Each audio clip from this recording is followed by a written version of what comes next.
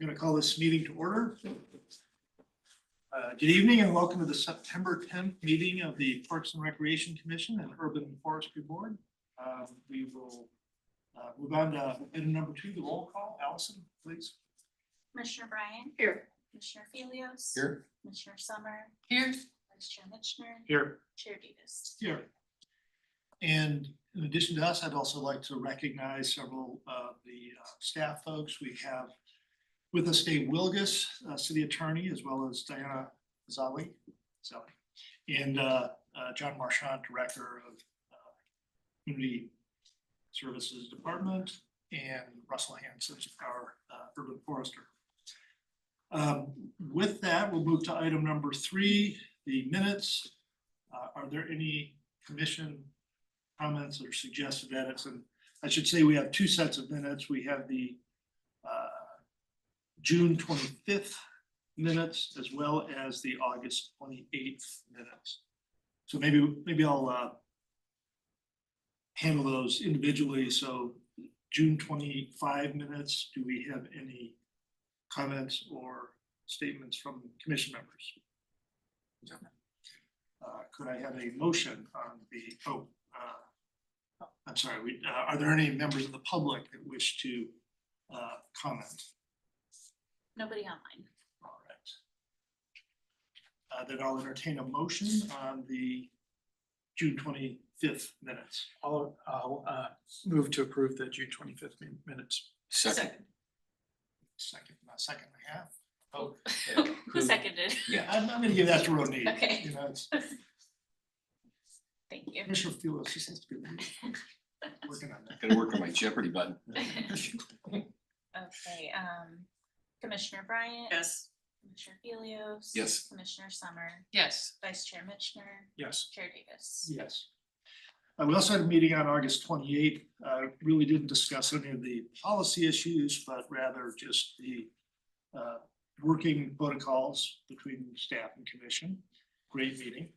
Are there any comments or questions from commission members on those minutes? No. All right. Any members of the public that wish to comment? None online. All right. Then I'll entertain a motion on the August 28th minutes. Move to approve. Second. And you will have a vote on that. Okay, we have Commissioner Bryant. Yes. Commissioner Felios. Yes. Commissioner Summer. Yes. Vice Chair Mitchner. Yes. Chair Davis. Yes, thank you. All right, on to item number 4, oral communications from the public. This portion of the meeting is reserved for persons wishing to address the commission. Any matter that is not on the agenda, speakers are limited to 3 minutes, and state law prohibits the commission from acting on any non-agenda item. If anyone in attendance would like to provide public comment, please fill out a blue card, such as this one. Or raise your hand if you're participating virtually. There'll be a 3-minute time limit, and they'll also give you a 1-minute warning. Staff will not respond to questions during public comment. And we have 1 blue card already from Mr. Bill Lambert. Hey, I'd like to make a brief statement, mostly directed to the Urban Forestry Board, but peripherally to the commissioners. I live in the Montaloma neighborhood. I have a relatively small house that was built in the 1950s. I moved in there about 20 years ago, and I've always planned to rebuild it, and the plans are almost done through the city planning department. I retained M Design in downtown Mountain View to do the architectural work, and I'm really excited about going forward. It's going to be an all-electric house, which I'm spending a lot of money doing, but it's the right thing to do and will allow this house to last for another 70 years. But what I do want to, I requested to have 2 heritage trees removed. And I came home a couple of nights ago and saw the sign posted in front of my house that the removal has been approved for both of the trees. One of them was a very large Japanese pagoda tree. Beautiful tree, huge tree. but it just didn't have space to spread its branches out. And it would have blocked the solar panel in the solar collection. The other one was a yucca that was planted. I met a kid at the time, his grandmother planted it right next to the house in the corner. And it's since grown to be this big monster yucca tree. And it's going to be right where my front door is planned. So everything went very smoothly with the urban forestry board. It was a real pleasure meeting Matt Feisthamel and speaking to him about an hour on various things. You know, great guy, did a great job. I just want to thank the Urban Forestry Board for making all this go so smoothly, and I really appreciate it. I hear many things sitting here in the audience, and you know, I was a little some trepidation getting into this, but really, thank you very, very much for all your work. I appreciate it. Thank you, Mr. Lambert. Are there any other members of the public, I guess, online? Nobody online. All right. Thank you. We'll move on to item number 5.1, which is the heritage tree removal application appeal for 1119 Solana Drive. Before we get to that, let me ask if any commissioners have any statements they wish to make. Commissioner Mitchner. Yes, I will be recusing myself based on my familiarity with the property owner and her family. I've known the family for over 20 years from the time when our oldest kids were in kindergarten together. So as to negate the appearance of impropriety, I am recusing myself from this matter. All right, so recused. Thank you, Commissioner Mitchell. All right, so the process here, and you will leave the meeting as a result of the recusal. Our process, we'll have a staff presenting the report. The appellant will then have 10 minutes to speak to the commission. The commission will then have the opportunity to ask questions of the presenters, either the staff or the appellant. Then we'll open it up to public comment. If anyone from the public wishes to comment on the statement so far, we'll close the public comment, and staff will have an additional 2 minutes to make any further comments, as will the appellant, and then the commission will begin deliberations, make a motion, and potentially vote. So with that, we'll turn it over to Russell Hanson. All right, thank you, Commissioners. Russell Hanson, Urban Forestry Manager. I'm here to present on the heritage tree application for 1119 Solana Drive. Do you have the ability to put that up on the screen for me, Allison?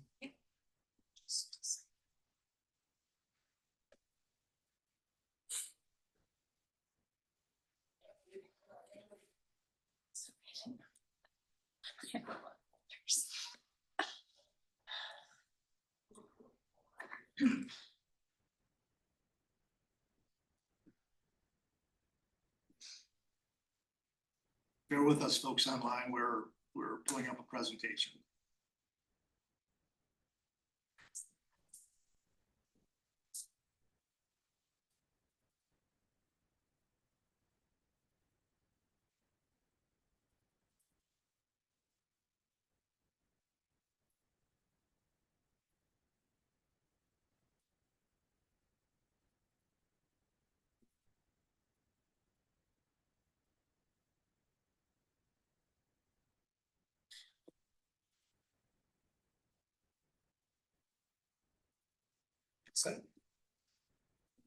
All right, so again, here to discuss the matter for 1119 Solana Drive Heritage Tree Appeal. As you can see from the photograph on the screen currently, tree is located at the front of the property, just to the right side of the garage. The tree itself is a Cedrus deodora, has approximately a 31-inch diameter. The tree is in pretty good health and has fair structure. The application that we received ultimately is that the tree is in danger of falling. That was one of the criteria they listed. The second is tree is diseased with pest, insects, and or beetles. Third one is tree has poor structure or unbalanced canopy. Fourth, tree does not have proper growth space. Fifth, the tree is interfering with utility service, i.e. or e.g. electricity, gas, sewer, or water lines. And lastly, that the tree is growing in close proximity to structure and causing damage or will in the near future. So when we actually start to look at the tree itself, looking at the base of the tree, you can see in the picture to the left, the tree is located under 24 inches, I'll say approximately 18 inches from the corner of the garage. There is some slight lifting of the root flare or from the root flare of the driveway that approaches the garage. And then on the right-hand photograph, the adjacent neighbor, I believe it's 1127, 1127, had recently replaced the driveway. And so you can see in the photograph on the right, there was one approximately 8-inch root that was pruned to take off for that driveway placement. Unfortunately, we don't have any other evidence or supporting information as to any other roots that were removed under that driveway. All we can determine is that there was an 8-inch root that was cut to accommodate that. Next slide, you can see a little bit closer photograph of the garage where the bricks are kind of lifted at a slight angle. In that left-hand photograph, it's approximately 3/4 of an inch to an inch of lift. And then on the right-hand side, you can see a little bit of that differential as well, where ultimately staff's belief is that both of those are somewhat minor and could ultimately be fixed. May involve root removal, but again, without knowing what's underneath there, having exposed it previously or otherwise, we're going to assume that it's not too significant and that the tree can likely be saved at this point. Next slide, foliage on the tree itself is generally good, tree is in generally good health. Foliage size, color, and density is within expected range, as well as the shoot elongation appears normal or within the expected range. The tree or the photograph on the right, ultimately, you can see that there is a little bit of crown raising that they had done to achieve clearance from the two properties on either side. Ultimately, a little bit less than ideal in terms of live crown ratio. Typically, we'd like it a little bit lower on the canopy.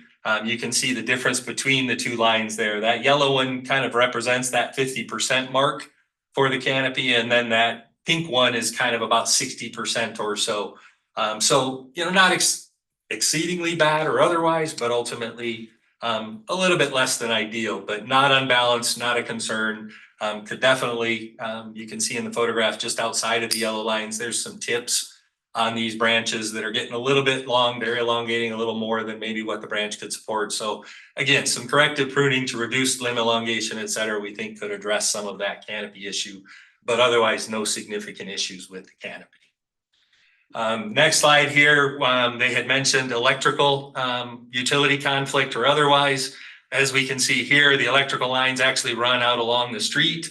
The canopy of the tree itself does not actually grow over the top of those electrical lines. Not sure, it looks based off of the uniformity of the canopy, but it was up high enough we couldn't see any cuts. There perhaps PG&E has been coming through and doing a little bit of tipping just to make sure it's got that sufficient distance for clearance off of those utilities and they're not going to suffer a power outage or otherwise. Next slide. And then lastly, for other utilities, again, the tree is on the right there with the yellow and red dot. And then on the lower left, you can see the orange dot is the location of the sewer clean out for the property. And then the blue dot is the location for the water line that extends up to the property. As with any development, we're not 100% certain where those lines run to, but in, I'll say the majority, if not 90% or more of the cases, they're fairly uniform in that they end almost always up towards the house. They don't deviate off too far to the other side or otherwise. So we're fairly confident that there really isn't too much of a conflict with tree roots or branches or otherwise for any of the utilities that we were able to identify on site. And so ultimately, staff's evaluation, next slide, Allison, if you could. Staff's evaluation did not find that the condition of the tree required its removal. Its overall health is good. There's no evidence of structural issues, pest or disease, or prior limb failures, or nuisance damage or interference issues that could not be addressed through corrective pruning or other means.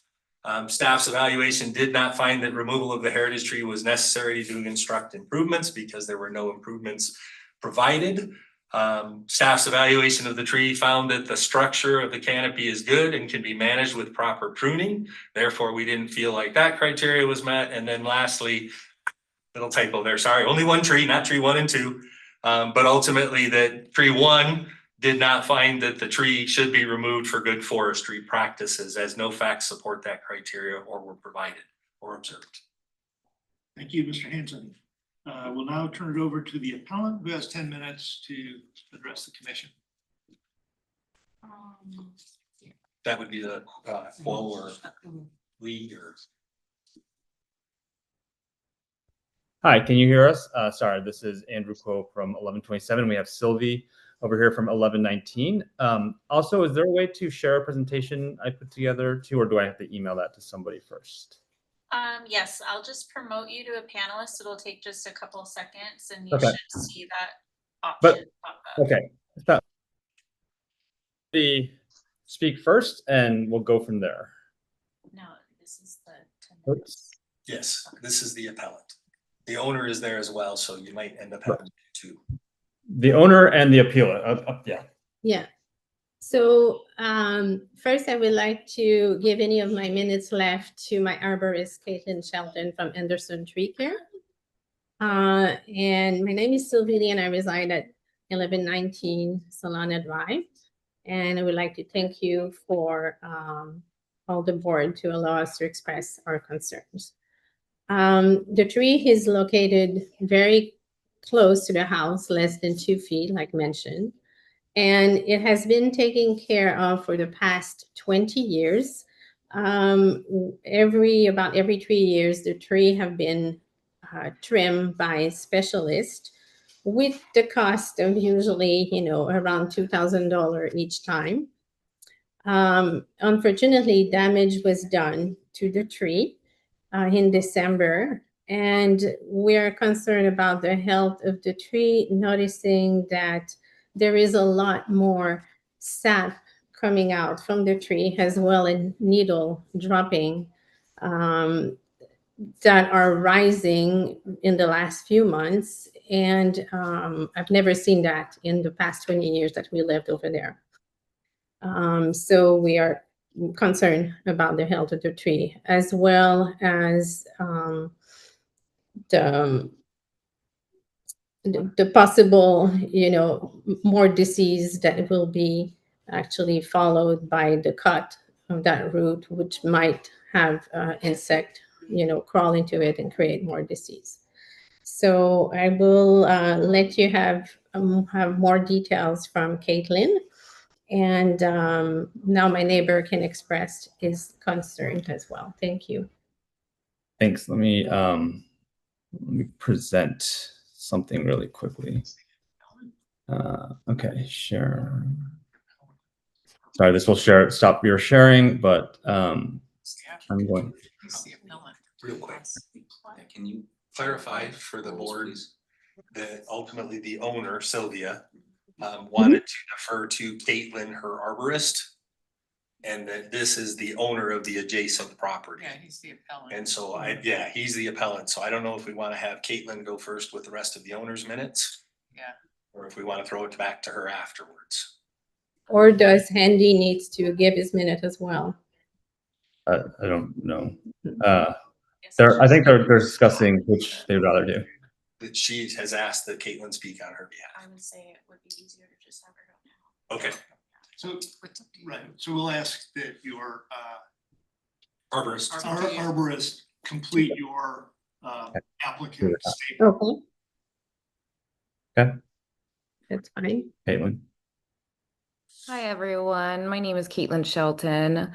I would like to show some photos as well, if possible. Join as panelist.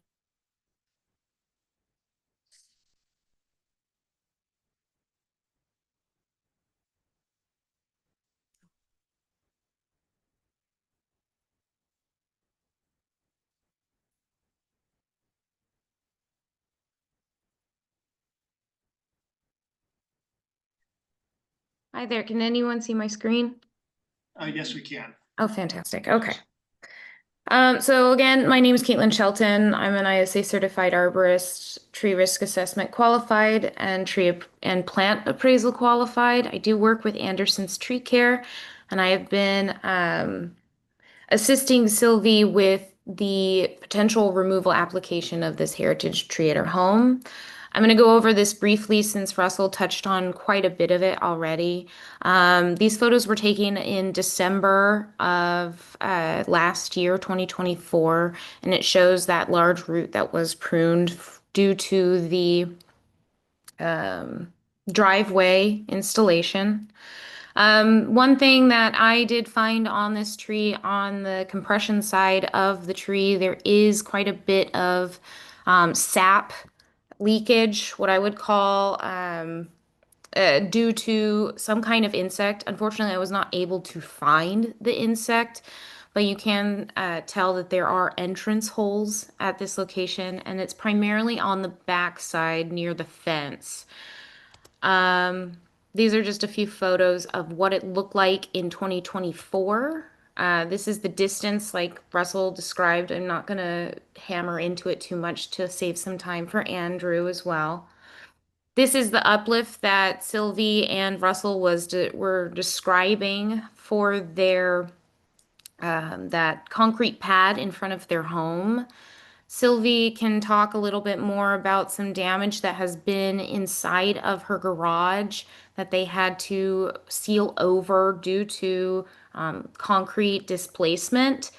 Due to the inability to see roots underground, it is a potential that the roots caused this concrete disruption.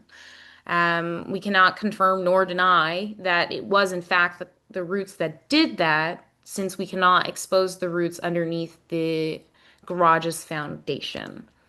Again, this is the tree this is the tree today. Actually, I took these this morning. Same thing with the live crown ratio aspect that Russ was discussing. There has been some pruning for electrical work in the past. It's not significant like you've seen on other trees where they take out large section of the trees or have to top a tree, but the side pruning has occurred due to the utilities. This is a wind map or a wind rose of the location. Primarily in Mountain View, the winds are coming from the west, blowing to the east. And so with the root loss on the southwest side of the tree, there may be some concerns of loss of structural roots. But overall, what I would say is that I'm not, I'll stop sharing. I do not have any concerns that this tree will fall over in the next 1 to 3 months under normal circumstances. With that said, if there are extreme circumstances like higher wind loads than normal, large storms that we had like a couple about 4 years ago, there's always a potential that this tree may fail given that situation. With that said, I do want to pass it back over to Sylvie if she does have any comments in regards to what happened on the inside of her garage, or to Andrew. Thank you. Sorry, unmuting. Sylvia, I don't know if you have anything else you wanted to say, otherwise. I can clarify one thing is that they were talking about the sewer line at the beginning, and I know that before we bought the house, basically the sewer line was bought to the back, so they had to cut some roots on the left side of the tree to go in the backyard. So they went under basically the driveway, then we built the driveway. So this was done probably 21 or 22 years ago, just to clarify that the line is in fact going that way. And as far as the garage goes, yes, we could not really, we had to find a solution because the garage door was not necessarily closing properly. And then the floor was so uneven that we had to find a different solution because of the cost of just removing everything would have been too exorbitant. So thank you for your time now. All right. Let me see if I can't share my screen. Like I said, yes. Let me get this. Let's do that. Can folks see my screen? Yes. Correct. Okay, perfect. And again, I apologize. Actually, we replaced our driveway because it was actually fully cracked from the tree roots going underneath. We actually did not know the root was cut because we were away on vacation when our contractor did this. So again, I apologize. That said, I do want to address, I think one argument that this tree was not being a nuisance. Just want to be very clear. As far as my understanding, this is the definition of nuisance, like tree debris, branches, stains, constant cleanup work. So this was our driveway before we had it replaced. It was very cracked from all the different tree roots and things like that. And as you can tell, an 8-inch root was going underneath it. We did not actually think about that, but we felt we had to get it replaced because it was basically too cracked to fix. Beyond that, there's sap that are ruining every one of our cars. Significant sap on each one of the cars, which costs quite a bit to get removed each time. It's a very difficult process. Obviously, sap hardened, and as fastidious as we are about keeping our cars clean, it does still harden and causes paint damage. Beyond that, like we have a brand new driveway, and this is the state of it this morning.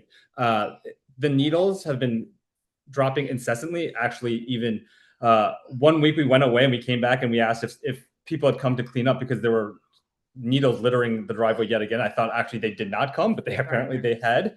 But this is what the driveway looks like just from the needles staining the driveway itself.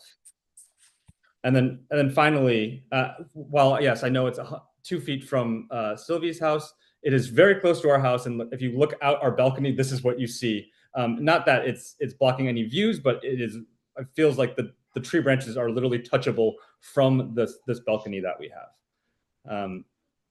And I think that is everything. Yeah, that's everything I had. I just wanted to quickly go over why this tree has been such a nuisance for us. We can't even park our cars anymore on the garage or on the driveway, which is quite painful. So now we have to park everything on the driveway or on the street. Plus you need to plug in. Right, and we have an electric car, which now we can't charge. So it's been quite difficult for us. So, and I'm just wanted to point those things out. So yeah, that was everything I had. Right, thank you very much. Oh yeah, sorry. And we do have a plan, just as a heads up. Both Sylvia and I have a plan for if we get this tree removed, we both have sites already picked out for replacement trees on both of our properties. So we're willing to both plant each one tree, one at the front of her home at 119, and then one in the backyard where we have room that's away from our house as well. All right, thank you. We'll now turn to commission questions of any of the presenters. Do you have any questions? If I could just ask Russell one question with regards to the topping of the tree. I know you were able to, it seemed like you were able to get a picture of looking down on the tree. Is there any danger of any type of infestation because the tree was topped at any time, or was it a clean cut where there wouldn't be any? I'm not aware of the tree being topped previously. Okay. There are branches that have been headed and so forth Okay, for the maybe I electrical misunderstood the clearance, report then. but not in terms of overall height reduction. Okay. And no, again, while Caitlin mentions some of the sap at the trunk and some insect activity, again, we weren't able to identify it. Typically, cedars do not have many pests that create, I'll say, life-threatening challenges for them. Absolutely, there's potential that pests can kind of enjoy a tree for a period of time, et cetera, but it's not typically that stressful or otherwise on the cedar trees. It's not like the pines or some of the other ones where you have the pine bark, beetles, or otherwise. So no insect activity that we could identify that would be a challenge, I'll say. All right. Thank you. No, don't think I have any questions. All right. Does the severing of an 8-inch root as the 1127 driveway was replaced? What's the significance of that? So it's always difficult for us. There is not an exact science to how many roots can be removed before a tree becomes stressed or otherwise problematic. Typically, my experience has shown that on a tree of this size, you're gonna have anywhere from 8 to 12 large structural roots that come off at that distance. I'll say at about 3 to 4 feet from the trunk. Typically, you're gonna see 8 to 12 at a minimum. So to lose one of them, it's again tough to know because we don't know where those roots go compared to where the other ones and where they're getting their water and their nutrients. And so ultimately, it's just a challenge for us to really say much. But given that the tree had been root pruned last winter, December-ish, and then we were reviewing it kind of in the spring and summer, et cetera, we're not seeing a significant amount of stress where we're seeing the yellowing or they're talking about excessive needle drop. They say it's increased. I don't have a reference for that other than when I go there, it doesn't look, I'll say, out of the norm for me for a cedar tree. They are very aggressive at their shedding. I can tell you from personal experience they are. I think the original application listed danger of falling as a reason. I think, did they list all the available reasons on the initial They application? might have left one off, but for the most part, yes. I'm not an arborist. I have some experience with trees. I'm not an arborist. I did review the tree and it looks very structurally sound to me. Do you, relative to other trees of that age and species, do you see any appreciable further risk of falling? No, in terms of the garage where she had talked about that being done, I think she had mentioned, well, maybe not the garage, but the sewer line, I forget which one she mentioned. But ultimately that it was done that 10 to 20 years ago. And so the fact that it was done long ago kind of leads me to believe that there likely has been some regrowth or otherwise. And that ultimately has kind of supported the tree, kept it healthy or otherwise. And so I don't think there's a concern on any of the prior work. In terms of this one, again, I'm left with, there's only an 8-inch root that I can find. I don't know what that led to underneath that driveway. I'm told that it was somewhat significant, but I can't really say. And so what we look at beyond that is we look for soil cracks, we look for any other signs of leaning, movement, et cetera. We aren't seeing any of that yet. There's potential this winter as soils become more saturated, we might see that. But again, our initial thoughts are that that 8-inch root likely did not provide enough root system to where it's compromising the structure. And I think their arborist kind of confirmed that as well. She's not worried about immediate failure. We're not saying a year, 2 years, 5 years down the road because we just don't know, but no immediate risk.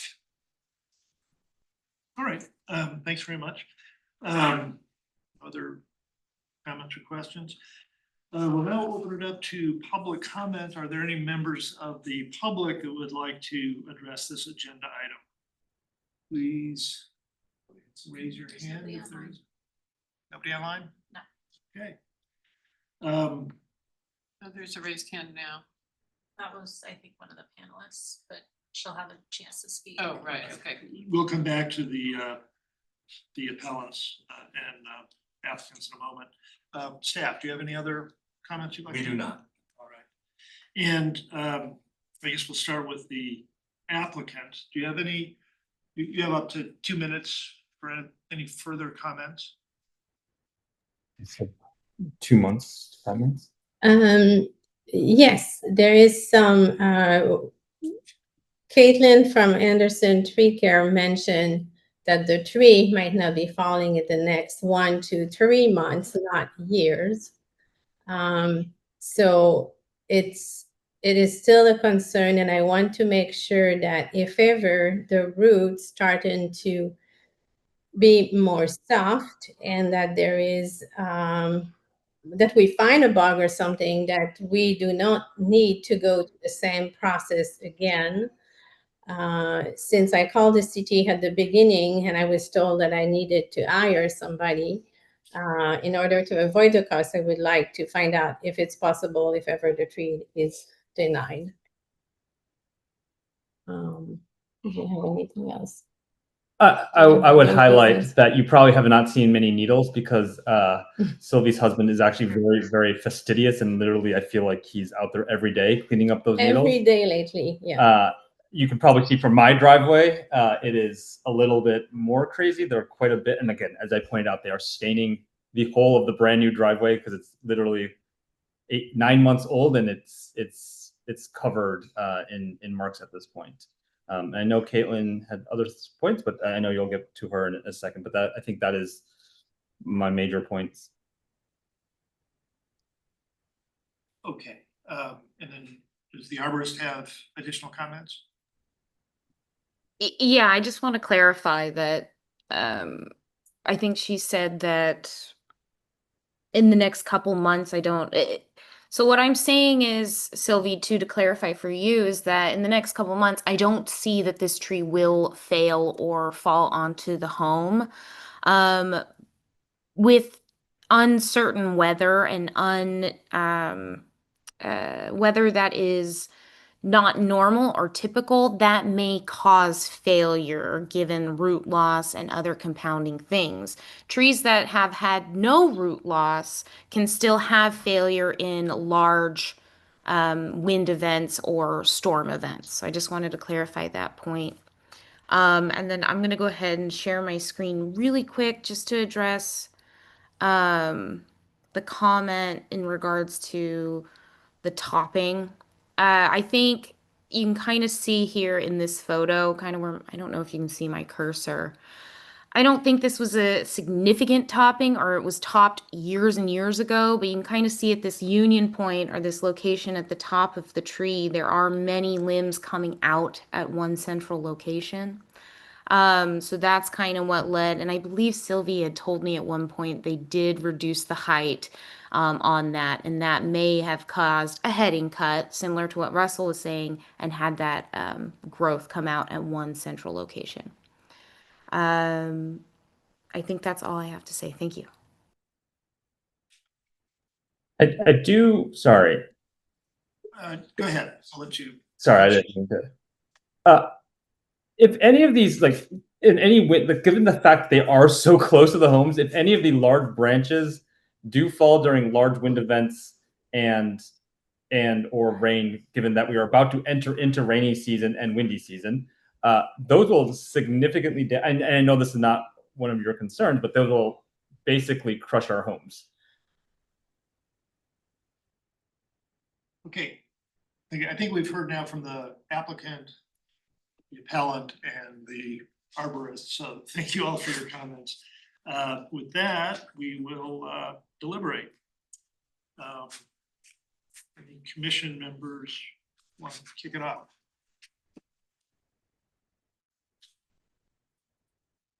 If somebody, I'll go. please.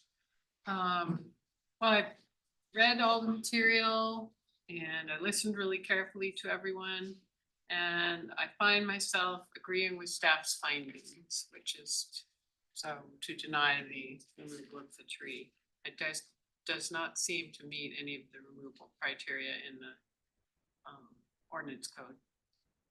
And I did note that a few similarly situated neighbors where they have a tree overhanging the driveway used car covers on their vehicles. Presumably they're experiencing similar things, and that seems to be a reasonable approach. I saw it actually in a couple of places. I would like to note that particularly those older driveways from the 60s and before, some of them didn't even have any reinforcing, and when they did, it wasn't rebar, it was the thinner welded wire mesh, and that can get rusted over the years because concrete isn't waterproof, and when it rusts, it expands, and that creates a lot of cracks. And so you'll see a lot of the older drivers cracked, even in the absence of trees. Who knows why the neighbor's driveway cracked, but I just wanted to bring up that there are other ways it can crack besides tree roots. So it does not seem to me that this rises to the public nuisance level, and I would support staff's findings. All right. Commissioner Fulos? I concur in the fact that not rising to the criteria as listed. So I would support staff's decision as well. I would, and just from a personal standpoint, I'd, if anything, like to at least see the tree have a chance in the fact that we don't know if that, you know, what's going to happen, but right now it looks great. And to me, it's an asset to the neighborhood, especially on their side of the street where I noticed there weren't very many trees. At the other side of the street, there are several trees along, you know, liquid ambers and ginkgos and such, but on their side, there's very little. So very little canopy on that side of the street. And I think the canopy really adds to the street, and that's just on a personal basis. I felt it really added to the neighborhood. But I certainly would not like to see it removed at this point without having a chance to see if the root being cut makes a significant difference. And as you said, Commissioner Summer, I don't think it, given the criteria that we are given off the heritage tree ordinance, I don't think that there's anything that substantiates the request of the applicant. So I would agree with you that I will support the staff's decision with regards to this particular tree. Thank you, Commissioner Fulos. Commissioner Bryant? Yes, and I agree. I mean, our job is we're charged with preserving and protecting the city's urban forest. And deodar cedars are one of the 3 species that the city is particularly concerned about protecting. And this tree is about 60 years old, staff was assessing, and it's been there for a very long time. I don't see that it's in any way more dangerous than any other healthy tree that's planted on the street. The nuisance of having leaves fall is a nuisance, but one can cover the car or one could sweep the leaves away. If falling leaves are a nuisance, then we should simply not have trees in the city and we can all bake in the sun forever after. So I feel I thoroughly agree with staff, and I think we should support staff's decision. Thank you, Commissioner Bryant. Yeah, in addition to the information provided by the various speakers, I look at this in the context of both my own experience and the precedents of this commission. I have a couple of large deodar cedars, and they drop a lot of needles, and they put sap on my car, which I have to regularly clean off. So yeah, they are a inconvenience. They're also majestic trees. When I look at the context of the precedents of this urban forestry board and similar appeals that have come before us, I think to be consistent with those and the spirit of the ordinance, I too would agree with the staff judgment on this, and I would support the staff's decision. I think what I see primarily is inconvenience and personal nuisance. I don't see a public nuisance in the spirit of the civil code.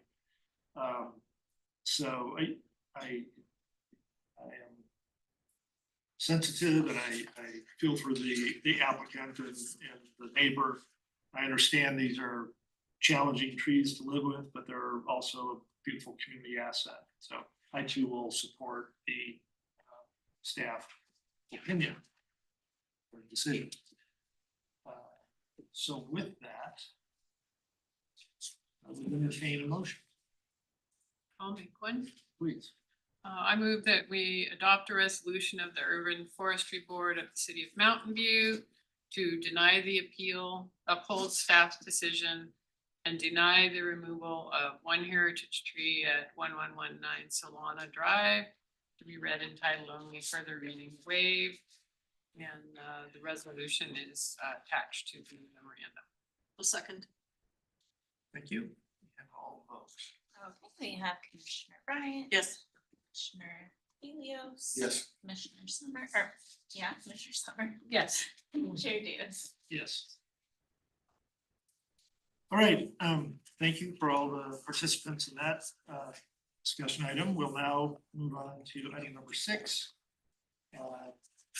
Staff updates and announcements from Director Marchand. Reiterate, thanks for city Take attorney a staff for moment being here. to excuse the attorney.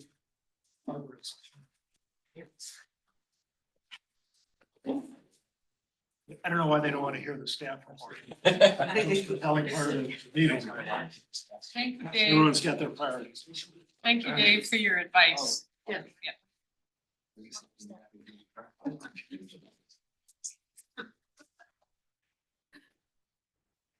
All right, a few updates from the recreation side, and then Brenda will go in regarding what's coming up next month.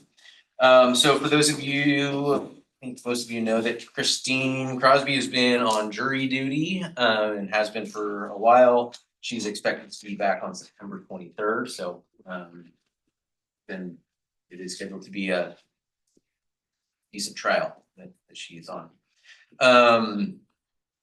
And so Colin James as well is gonna be, oh, Russell.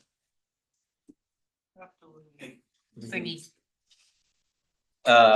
Colin James was in a minor scooter accident, broke his arm, so he's working from home until he can actually drive a car again. So there's just some of the things that are going on at the staff level. We do have 2 more concerts on the plaza for the series this Friday and the following Friday, so look forward to bringing that to fruition. It's been a great series, lots of people, been a great summer out there. And then a reminder, and Allison will send, if she hasn't already, the information about the 7th annual Harvest History Festival at Heritage Park this weekend, 9 a.m. to 12 noon. And then you'll be receiving information as we get closer, but Monster Bash will be here on Friday, that's Saturday, October 25th, here at Ranksdorf Park.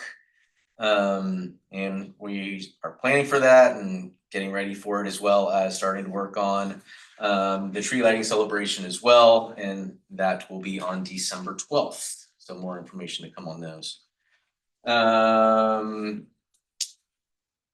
We had, I think last year was our first year with we tried a cornhole league downtown, and it was very successful, so we brought it back.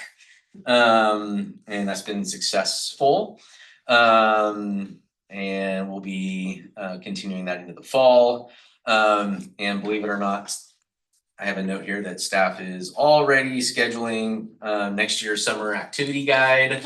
That's how far ahead staff has to be to get field trips scheduled, busing scheduled, and to be able to fill out the full schedule. And then you can imagine what it's like to try to get all of the swim lessons, as well as rec swim time and lap swim time together. So staff is already coordinating that at that level. And with that, I'll turn it over to Brenda for an update about next month. Looking forward to bringing the Biodiversity and Urban Forest Plan to you on October 8th. Our plans are to post the plan early online the week of September 29th. There will be some prompt questions for the public. You'll receive notice on that. We'll be reaching out to all of our stakeholders, distribution lists, neighborhood groups, things like that, the draft is now posted online. Please check it out. That gives plenty of time for the public to view it, digest it, and come up with some questions and some feedback at the PRC meeting on October 8th. So we look forward to bringing it to you. Really excited. And we'll be discussing venue location, because we have a Sure, yeah. larger.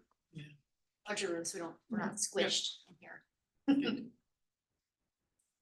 So only because it gets bigger and better every year, and because I went to Costco and saw the Christmas stuff. I have to ask, any big new developments for the tree lighting, annual tree lighting? Do you know anything special this year? I can't think of anything. I know we added some but it was last year that we added some additional lighting and features So, on yeah, Castro. last year we received some one-time funding to help support our special events. And so if you recall, our the tree that actually grew by, I think, 36 inches last year. Because we could actually put another ring at the bottom to bring the overall height up. I don't I was remember. gonna mention that. Yeah, but I don't know if we added have a few. another, I don't know if we have another ring to go or not, I don't If remember. we have another one, we're gonna try and add it. so Yeah, I'm just not sure. I think we have a crane big enough to. Oh, is that what it was? No. Okay, we don't have equipment big enough. the lift. So we did a lot of different things last year, and I can't tell you if there's any, I'll put it this way, we'll keep it as a surprise. I know it'll be great. It'll be great. Any other updates? Not at the moment. Could I ask about one? Sure. Eagle Yeah. Park Pool. Yes. How, I know we had to shut her down Yep. and, but then we also had the plant shut down Yes. as well, so progress? So the planned shutdown went even better than expected. We are up and running. I think we were a week ahead of schedule to bring the pump back online and we're back up and running. Could you tell us about the South Bay Shoreline Yes. project, So- Shoreline Park and the Stevens Creek Trail? Yeah, so we'll be sending out some information via email so that it's a little more graphic of where things are. There is activity going on out at Shoreline. The Bay Trail, portions of the Bay Trail are closed so that trucks can get in and out. So once you enter, if you are coming north on the Stevens Creek Trail, once you get to Shoreline Park, you're being diverted back to the, I'll call it instead of staying along the shore and along the bay water and the ponds, you're actually coming closer to the golf course and taking that interior trail instead. And so we'll be sharing more information what the timelines are and those types of things. We did have a trail closure on the Stevens Creek Trail. It's not very often that we have a full closure of the Stevens Creek Trail. Sometimes it's partial. In this case, we needed to close it completely, and that was to put in the pedestrian bridge from the Stevens Creek Trail to the Ameswell Hotel. And that was part of the condition of approval. So that's just on the north side of 101. And that has since been installed. There's some times where there's one side is a half closure, I'll call it. As they continue that work, that's gonna be wrapping up soon. So we'll send you more information on the South Bay Salt Pond. And then I believe it's tentatively scheduled for November is the Sailing Lake Island. And we had talked about that previously. There's wildlife benefits to having that. How can we keep it from eroding even further? And then what are the options to move forward? At that time, we will provide more of a larger update on the South Bay Salt Pond as well, just to give you some context. The same project manager that is working on that project is also working on the South Bay Salt Pond project. So we'll be able to give some additional context to that. Great, thank you. Any updates on Villa Chiquita Park design? Yeah, so we went to bid, bids came in positively. We're doing our due diligence to look at those bids. And then we expect to start construction, is it November, October, November? No, it's gonna be in Oh, 2026. Oh. Okay, so Check. this winter, early Yeah. spring. it's coming along. Yeah. I also have a question about, I think it was last year, with the tree lighting. And it was just great, there was a lot of people, and then I walked home and Castro was like a different world. There was no spillover from the businesses, the celebration around City Hall and the Civic Plaza, but I would have assumed it would just spill over into the rest of Castro. Is there a way staff can work with the downtown business association, or, I mean, why wouldn't they be, I mean, I think Johnny told me at the time it was a Monday and they were closed, but it seems like they might be able to maybe open and, because people were I heard people leaving and saying, wouldn't it be nice to go and have dinner? Maybe not Thank you. this year, but Mhm. next year. Okay, thank you. Anything else? I'm good. Okay, well, I tried to stretch it out, but I couldn't make it to 8 o'clock, so I adjourned this meeting at 7:58.